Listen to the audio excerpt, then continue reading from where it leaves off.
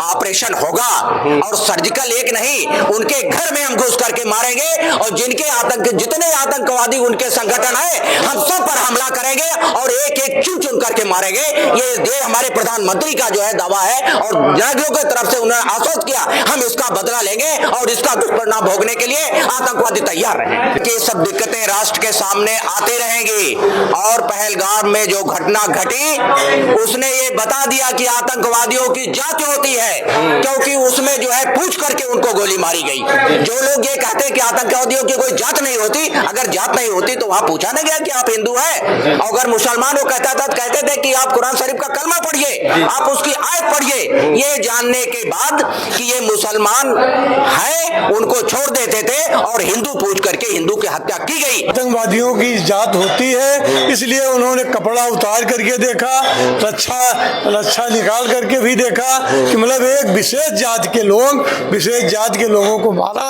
इससे ये लगता है कि वहाँ ये आतंकवादी जो थे एक विशेष जात के लोग थे। राजनीति के खेल में सब सारे मामले निपट जाएंगे, हमको तो नहीं लगता। अगर इच्छा शक्ति होती तो जैसे चंद्रशेखर जी ने धमकाया था कि हमारे इंजीनियरों को छोड़ दीजिए और प्रधानमंत्री किया करते थे, तो हमको तो नहीं लगता ऐसा कुछ होगा। पहलगाम की हृदय विदारक घटना ने पूरे देश को झकझोर दिया है। धारा 370 2019 में हटने के बाद आज भी हमले हो रहे हैं। हम इस समय कचहरी में अयोध्या के कुछ हमारे साथ अधिवक्ता हैं, क्या प्रतिक्रिया हुई जानने की कोशिश करेंगे। सर क्या कहेंगे, बहुत हृदय विदारक घटना। ये बहुत ही हृदय विदारक और निंदनीय घटना है। इसकी जितनी भी निंदा की जाए वो कम है जी, लेकिन इसके लिए माफ करिएगा, मैं पार्टी को जिम्मेदार समझता हूँ जी। मैं कांग्रेस का कर्मठ कार्य करता हूँ, सिपाही हूँ, लेकिन मैं ये समझता हूँ कि ये भारत की जो पृष्ठभूमि है जी, भारत की जो भौगोलिक स्थिति है उसके हिसाब से अगर देश की जो व्यवस्था है, गंगा जमुनी की जो तहजीब कही जाती है, अगर उस हिसाब से देखा जाए तो आज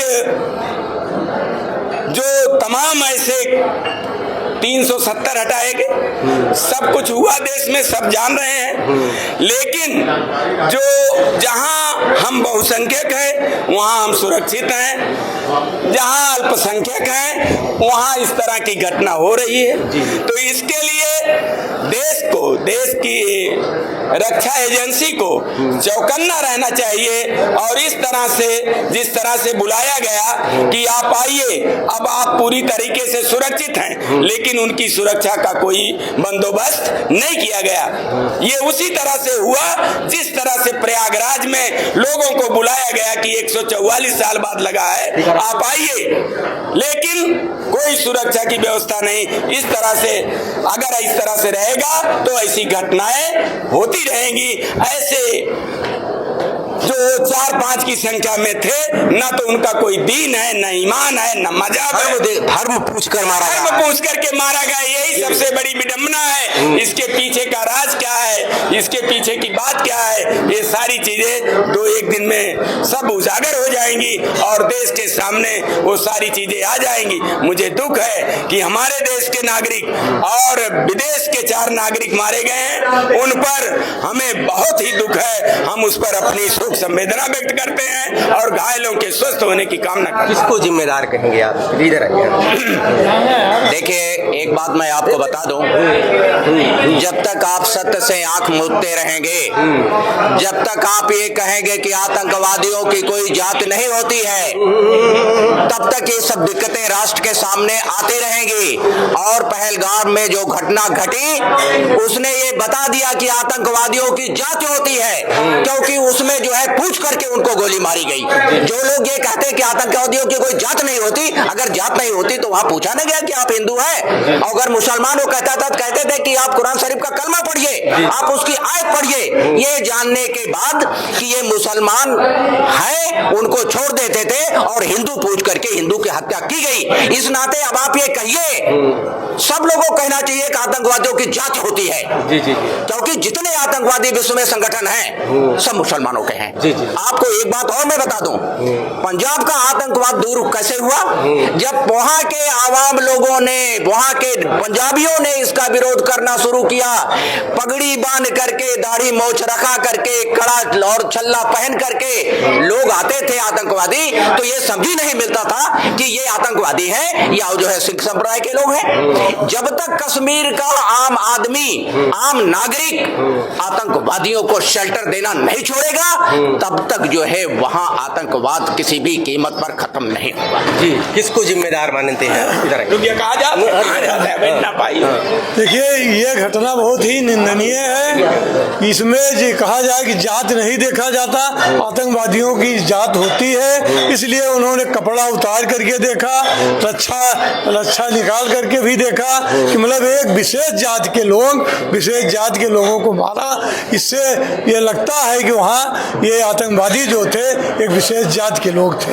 ये कमी जो है सरकार की मानी जाएगी, क्योंकि इतनी सुरक्षा नहीं दी गई कि वहाँ जो है आतंकवादियों को रोका जाए।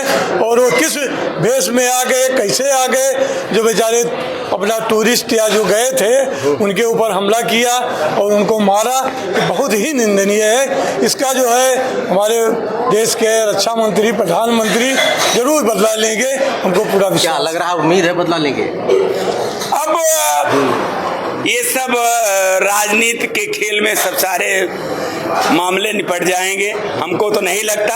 अगर इच्छा शक्ति होती तो जैसे चंद्रशेखर जी ने धमकाया था कि हमारे इंजीनियरों को छोड़ दीजिए और प्रधानमंत्री किया करते थे, तो हमको तो नहीं लगता ऐसा कुछ होगा। क्या कह रहे हैं आप? क्या लगता है? देखिए, आपको मैं बता दूं, बहुत जल्दबाजी करने की जरूरत नहीं है। वो सरकार है, उसकी अपनी एक जिम्मेदारी है, जवाबदेही है। अंतरराष्ट्रीय मंच पर ऑपरेशन होगा और सर्जिकल एक नहीं, उनके घर में हम घुस करके मारेंगे और जितने आतंकवादी उनके संगठन है, हम सब पर हमला करेंगे और एक एक चुन चुन करके मारेंगे। ये हमारे प्रधानमंत्री का जो है दावा है और नागरिकों की तरफ से उन्होंने आश्वस्त किया, हम इसका बदला लेंगे और इसका दुष्परिणाम भोगने के लिए आतंकवादी तैयार रहे।